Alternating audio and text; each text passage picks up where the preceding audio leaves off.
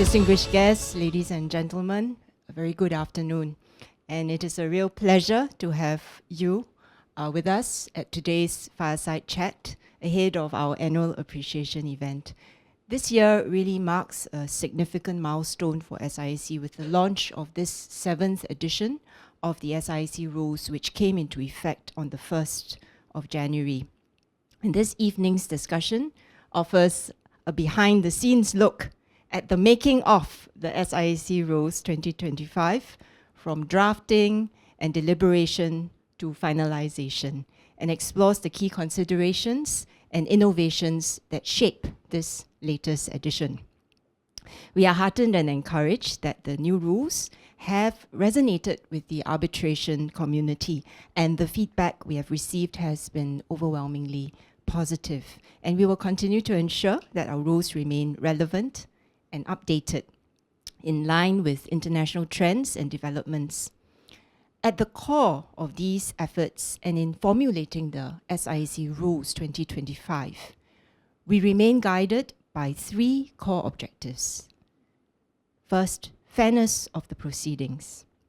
Second, efficiency in the conduct of the arbitration proportionate to the amount and complexity of the issues in dispute. And thirdly, enforceability of any award. In our new rules, we have made several key enhancements and innovations. First, we have the Streamlined procedure, a significant, cost-effective procedural innovation, specifically designed for low-value, low-complexity disputes of Singapore dollars 1 million and below, and which completes within 3 months. To complement the introduction of the new Streamlined procedure, the monetary threshold for our existing and expedited procedure, a process that is completed within 6 months, has been raised from Singapore dollars 6 million to Singapore dollars 10 million to accommodate a broader range of disputes. And these developments address key pain points that have often deterred parties, particularly in lower value and less complex disputes. So with these, we aim to make arbitration more accessible and cost-effective. Another additional new provision is one on preliminary determination. And this new Rule 46 provides explicit recognition of a tribunal's power to make a final and binding determination of any issue at a preliminary stage, potentially disposing of all or part of the case before full hearings are necessary.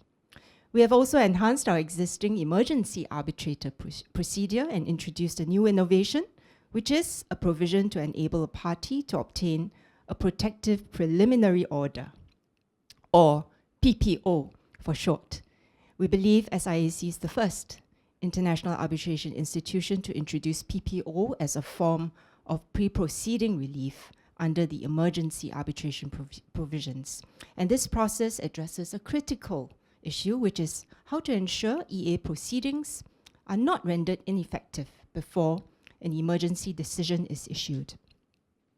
The new rules have many other useful new provisions, for example, a provision to support coordinated proceedings, to streamline the resolution of multiple complex arbitrations. We have also tightened timelines. And then there is technology. We have sought to improve access to our services through technology and integrated the SIAC Gateway, SIAC's cloud-based case management and electronic filing system platform, into the rules. So in the interest of time, I have only mentioned several of the key highlights and will leave the many details to be discussed by our panel. The SIAC Rules 2025 are the result of extensive public consultation with SIAC's users and stakeholders, including the SIAC Users Council, arbitration practitioners, arbitrators, business entities, in-house counsel, government representatives, academics, and students. And some of you are here with us today. SIAC is very grateful to everyone who was involved in the development of the SIAC rules, and we remain committed to continue to improve our case management to benefit our users. So may I now hand the time over to our distinguished panel, our registrar, our president, our court members, to share with us the behind-the-scenes story. Over to you. We will use the next hour or so to talk through, as you've heard, some of the talking and discussion that went on in the background in developing and drafting the rules. And to do so, it's really our privilege and pleasure to have with us members of the court and our president, Ms. Lucy Reid, who works so closely with the SIAC Secretariat in developing these new rules. We will talk through some questions with the members of the panel, and you have the people who worked on creating them here. So I would encourage all of you to use that opportunity. So let's get into it, and perhaps I can start with you, Lucy, with the first question that I have. Now, we've had several versions of the rules at the SIAC over the years. And the last version was the 2016 version, which has now been on the rule books for more than 8 years. What would you say really sparked the need for another version of rules and introducing the 2025 rules? Well, first, welcome everybody. I'm glad to see you all in this informal event. One doesn't wake up one morning and say, by God, we need new rules. Or have the spark of the fireside chat. Thinking about it, the reason for updating arbitration rules, a combination of user demand, which builds up, and we notice that with users asking us questions. So first, user demand. Second, evolution of international arbitration over a decade. Certain procedures become a norm.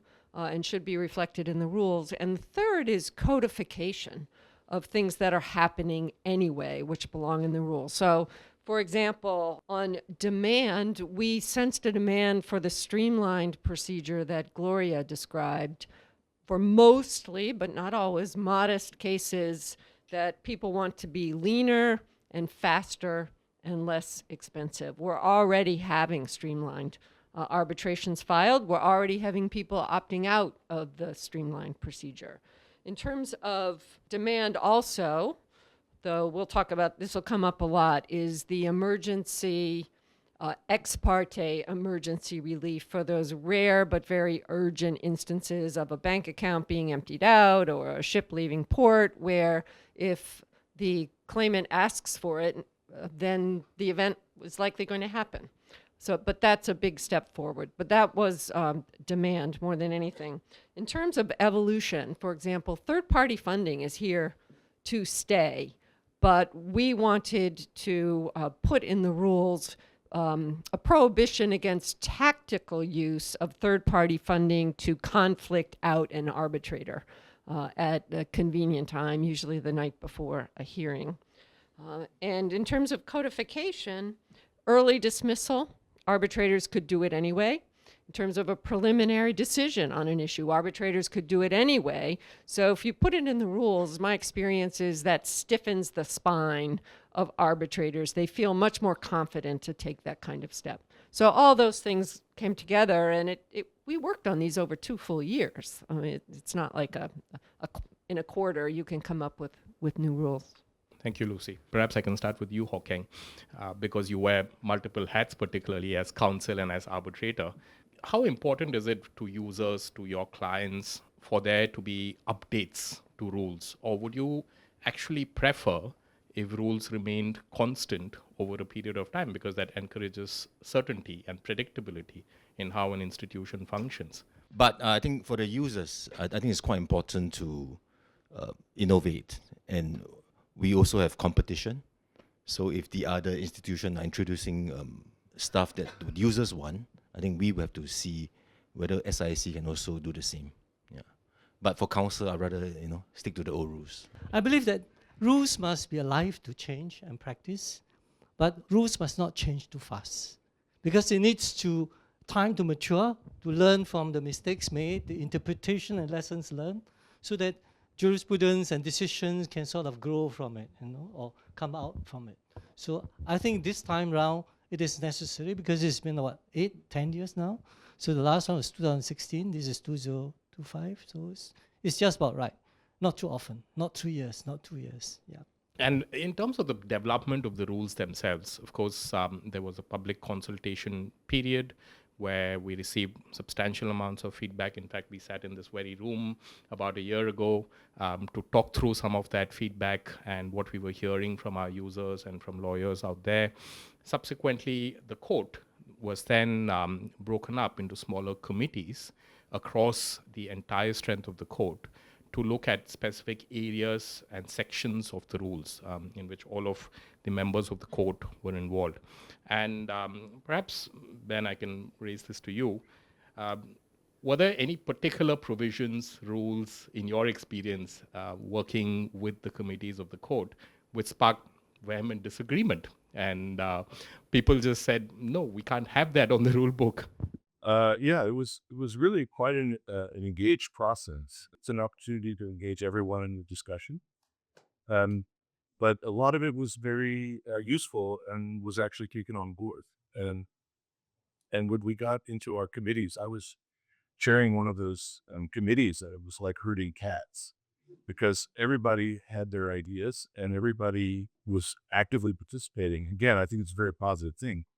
But there was quite a diverging view on some of the provisions, and as you can expect, the ex parte PPO was something that was very hotly debated, as were the streamlined procedures. And there were some proposals in the original draft that we did not put into the rules because the reaction was, I think, predominantly negative. So I think the process was very helpful. If I recall correctly, the PPO wasn't even in the original draft. And it was through the consultation that it became something somebody wanted. And we struggle with what protections are necessary for the respondent who's not getting notice. And that's why the time periods are so short. 24 hours, 12 hours, notice to the respondent, really to make sure it goes very quickly. And again, those instances are rare. And I think one of the criticisms that I've seen in some of the media about that is the question of enforceability. But I think we have to keep in mind that this PPO is a very ephemeral creature. It's going to exist only for the time it takes for the emergency arbitrator to make an order. And then the question of enforceability doesn't really arise any more than it already does. And we've had a very good experience with enforceability of emergency arbitrator orders. So I think the concern about enforceability may be slightly overblown. And I would just add that as with expedited, as with normal emergency, as with streamlined, there's a role for the president, or if I'm conflicted, one of the vice presidents or Vivek to say, no, that's not suitable for the ex parte process. It's always been there, in my view. It's always been in the Singapore statute. It's always been in the, or it was at least in 2006 when the MAR was amended. When the emergency arbitrator provisions were introduced in the 2010 rules, I think the same kind of questions were raised as to the concept and the legal idea of the emergency arbitrator. And that has not stopped parties from applying on more than 175 different occasions in the past 15 years to have an EA appointed in SIAC cases. And many of those have, of course, found different innovative ways of enforcing those orders where it is required. It's quite often not even required because there is a high rate of voluntary compliance and it has a different value in the course of an arbitration. So just wanted to echo those thoughts. But moving back to the streamlined procedure, and Lucy, perhaps I can turn to you on this. What sparked the need for the streamlined procedure, and how do you see it working? Because now we've had a few applications, you've dealt with a few of them, and decided these requests to opt out of the streamlined procedure. Useful for the audience to hear about that.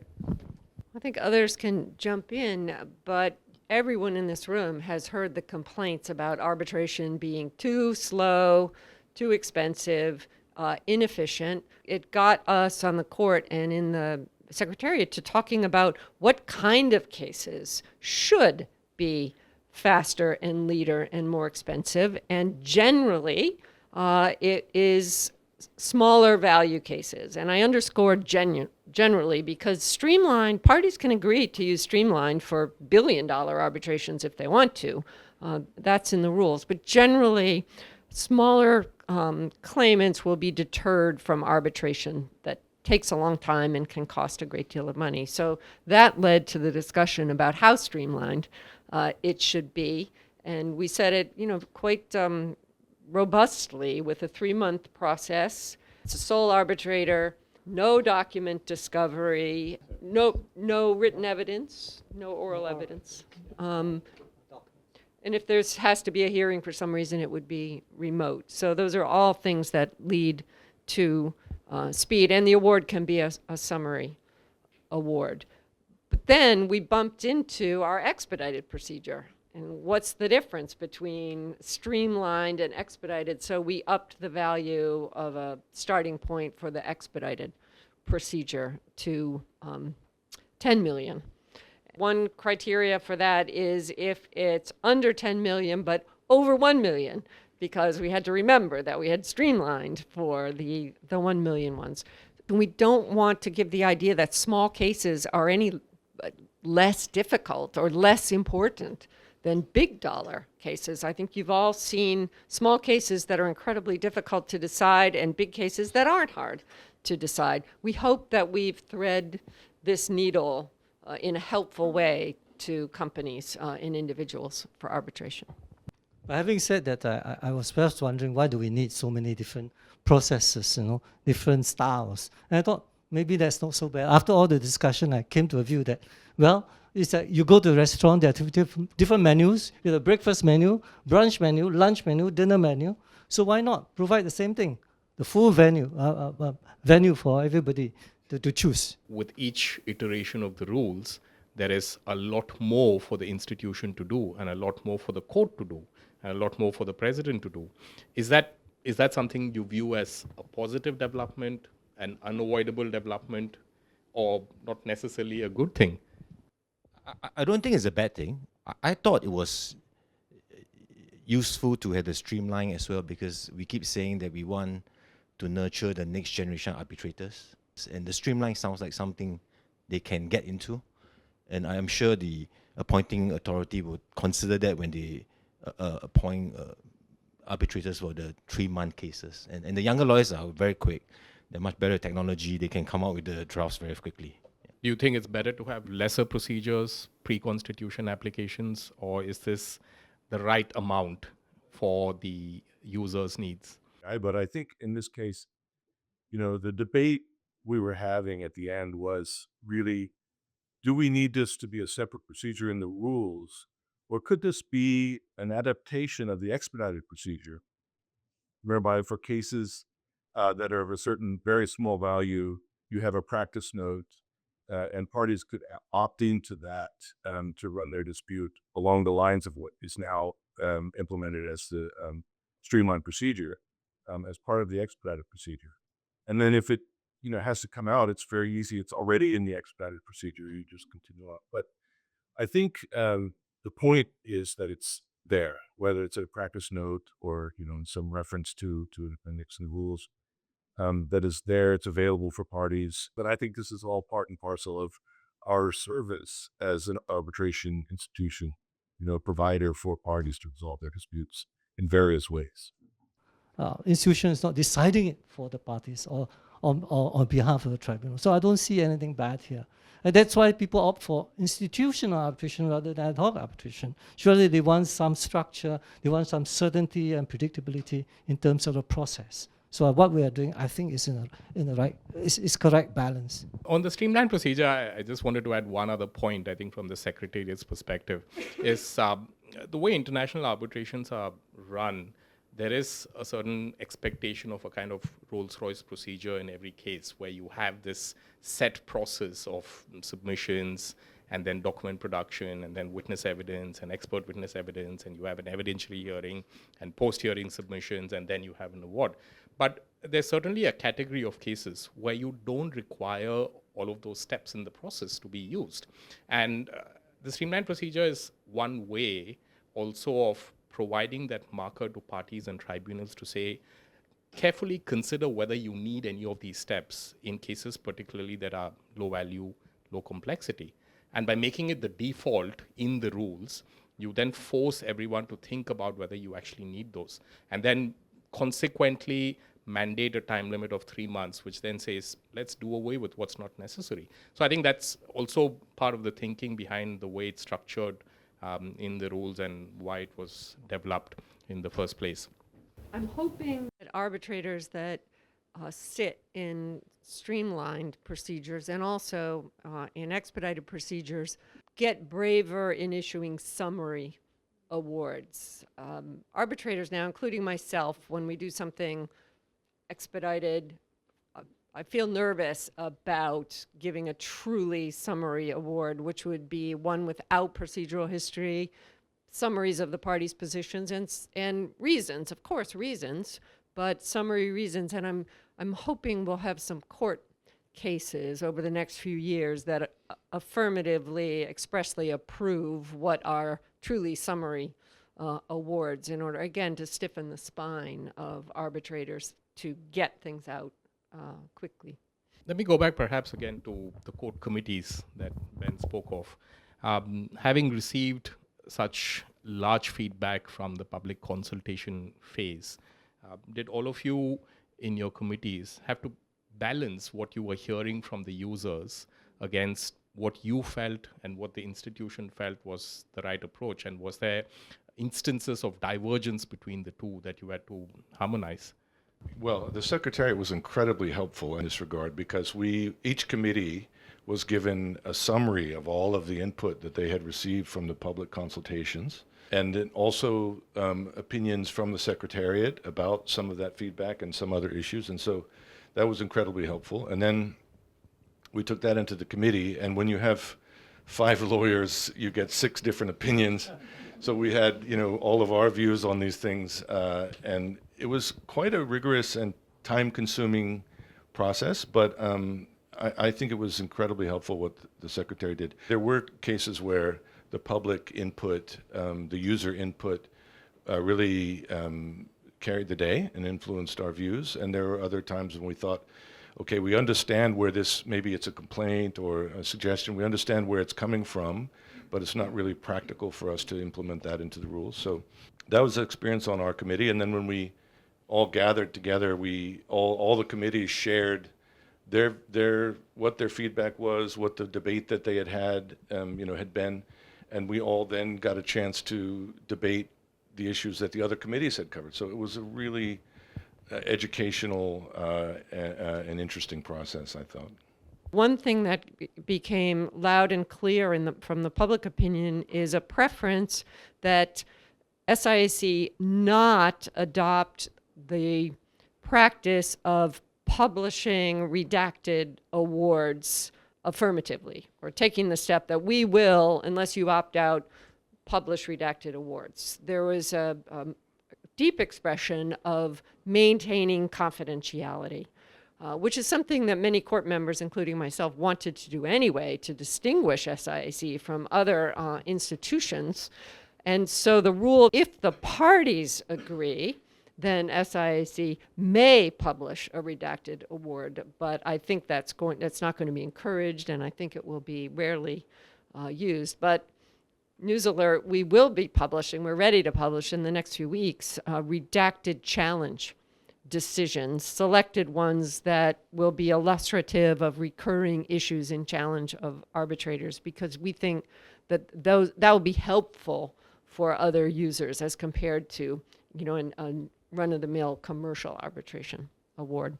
And that was one where we took the feedback and we said, okay, we're not going to do this. It was overwhelmingly against, I think. The idea was that, normally the claimant nominates their arbitrator and then the respondent nominates the arbitrator. And there was a proposal, I don't know where it came from, that this happened simultaneously instead of happening in sequence.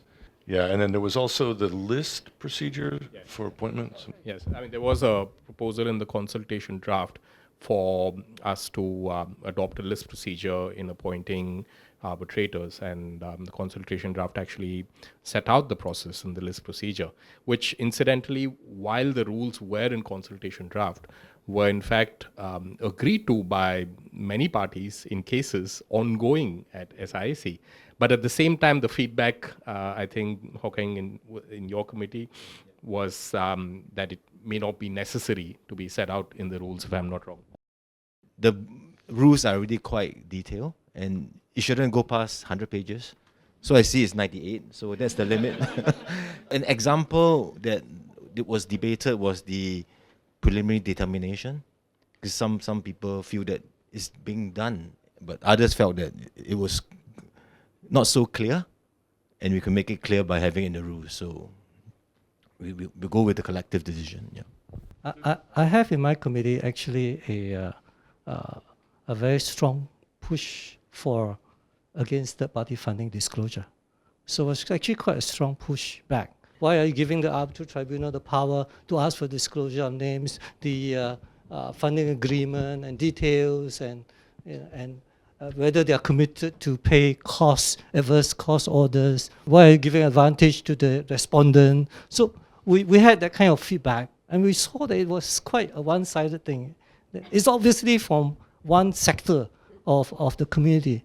So we were quite conscious of that, and we did not accede to it. And we find that therefore in Rule 38 we do some digging, so some ground digging, so that there is opportunity for parties to find out who are the fund holders, for third-party funders, what their interests are, what's the level of commitment they have into these proceedings. Because basically they are secondary in sense of they are not parties, but at the same time they have some indirect influence. So you really need to know who and what their interests are. So I think we have rules now for a greater transparency.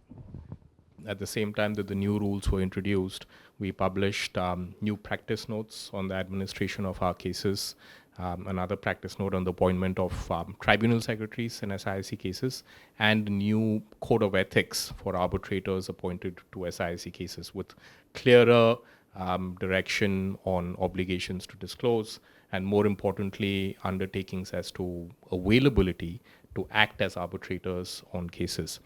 But let me turn to the panel to say, is there a particular rule in your view which you think fundamentally will change case management at SIAC for the better or for the worse?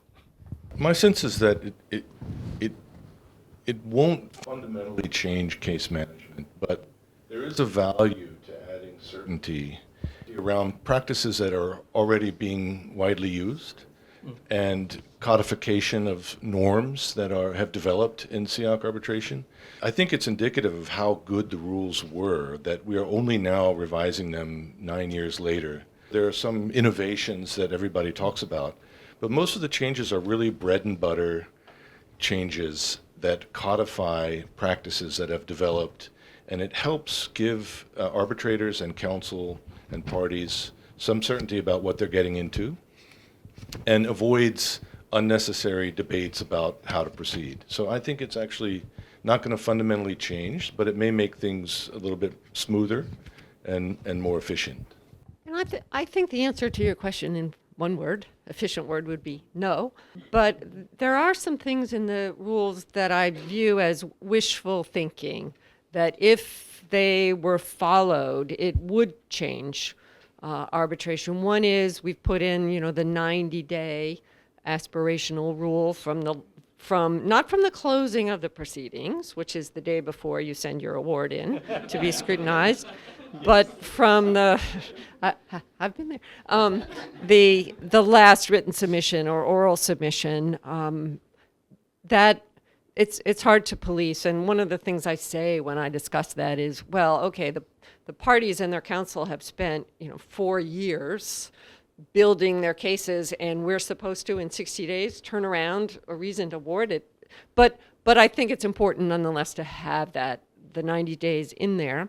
I also think it's important that we're continue to include the idea that a tribunal can raise the issue of mediation in a proceeding, and I'm hopeful that we'll see that become more routine and arbitrators not be afraid of saying, have you considered mediation in the right kind of case?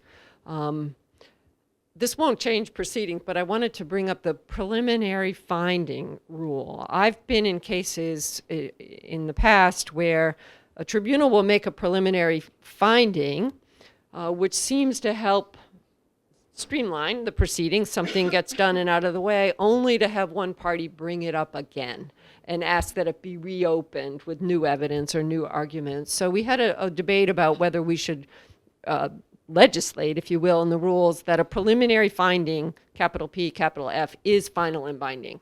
And when it's made, it's made. I think that could help in certain types of cases. From the perspective really of the users and the lawyers who are going to work with the rules. At a broad level, guidance for users and lawyers on how to use the rules, what to look out for, what to avoid, any tips for users that you would like to share? Read the rules. They are long, but read them. Yeah, because it's very detailed, and therefore it is quite different from the earlier versions.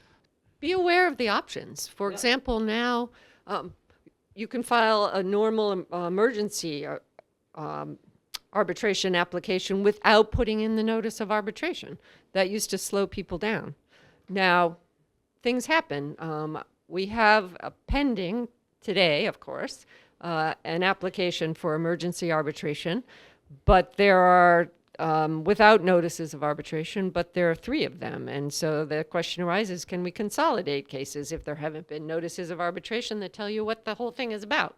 There'll always be these permutations, but be aware of the options in the schedules and the few guidelines for whether it's emergency, whether it's expedited, whether it's streamlined, to be able to advise clients quickly on the options. And be very careful with timing. The PPOs are counted in terms of hours, not days.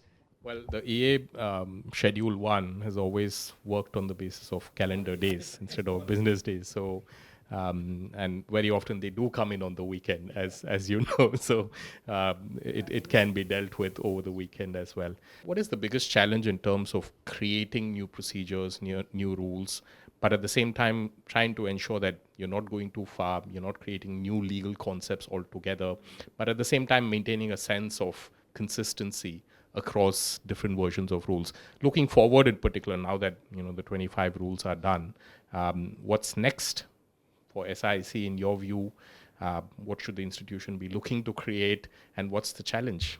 Well, it's a hard question to answer. We're not going to issue new rules. I think practice notes is where we'll give guidance on any ambiguities in the rules. And it's just like if you've written a law book, the day it's published, you already have opened a file where you put in the things that need to go in the next edition. We'll always be alert to what else will have to be done. But I to go back to what Hak-Kang said, we don't want to change too often.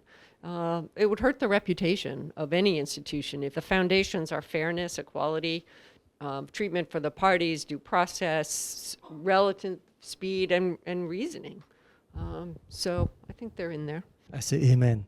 Don't change anymore for the next few years, yeah. Because change really can upset the equilibrium at the moment, yeah. So I think that's good. Yeah, I want to highlight one rule that was resurrected, and I'm very happy with it. And that's the one on list of issues. I have a favorite new rule, though, that you would never guess, which is the rule that says two rules, applications for consolidation of cases or joinder, where the parties consent to it, it's not necessary for the president to name a committee of 3 people to decide whether you should grant that by consent. Because it never makes sense to me that the president alone appoints arbitrators, decides if something is emergency suitable, expedited suitable, you name it, but for a consolidation by consent, I have to bother 2 of my court members. And I can't send that realistically to the court members who are in law practices and say, would you mind running a conflicts check on 30 parties so that you can decide whether by consent we should let 2 cases be consolidated. So I'm very happy about that. And I put my foot down and said we've got to use his or her and not his footnote, that means everybody in the world. We had pronoun discussions, but we've decided to stick with his or her throughout, which I think was a small victory. I mean, a big victory, actually. I agree. Prof, I have to agree with you that the list of issues rule is also a personal favorite, not least because it ties in so nicely with the preliminary determination provision and the early dismissal provisions. Because once you define the list of issues, you can then potentially ask yourself the question, is this something that can be decided on a discrete basis, that can be dispositive of some claims, and then you can exercise powers under preliminary determination. And as far as claims and defenses go, you have the early dismissal provision. So it kind of ties in neatly in the rules. Thank you so much to all of you for joining us today. That brings us to the end of the session. Thank you to all of you.